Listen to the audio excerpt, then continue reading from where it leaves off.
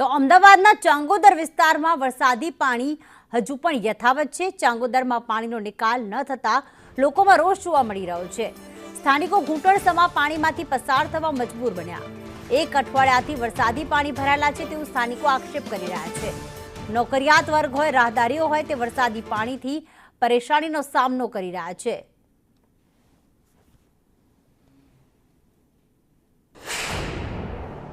અમદાવાદ નજીક આવેલા ચાંગોદર ઇન્ડસ્ટ્રીયલ વિસ્તાર છે। ચાંગોદર હાઈવે પર હજી વરસાદી પાણીનો નિકાલ થયો નથી। 72 કલાકથી પણ વધારે સમય વીતી ગયો છે અને અહીંયા લોકો પાણીમાંથી પસાર થવા માટે મજબૂર બની રહ્યા છે।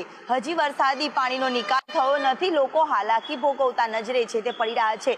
દર ચોમાસે આ પ્રકારની સ્થિતિનો સામનો લોકોએ કરવાનો વારો આવતો હોય છે, ત્યારે પરિસ્થિતિ અત્યારે હાલ પણ આ ચાંગોદર વિસ્તારની છે તે ખૂબ જ ખરાબ જોવા મળી રહી છે।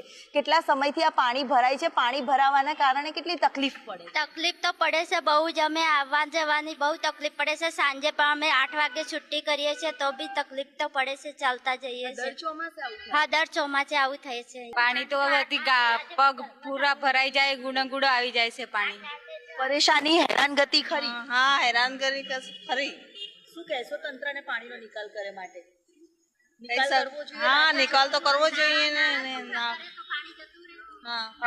દર ચોમાસે આ પ્રકારની સ્થિતિ હોય છે? હા, દર ચોમાસે હોય છે। તો શું કહેશો કે આ પાણીનો નિકાલ કરે? પાણીનો નિકાલ થાય છે કે નહીં થતો? અહીં તો હજી કર્યો નહીં, અઠવાડિયું નિકાલ નહીં આવ્યો।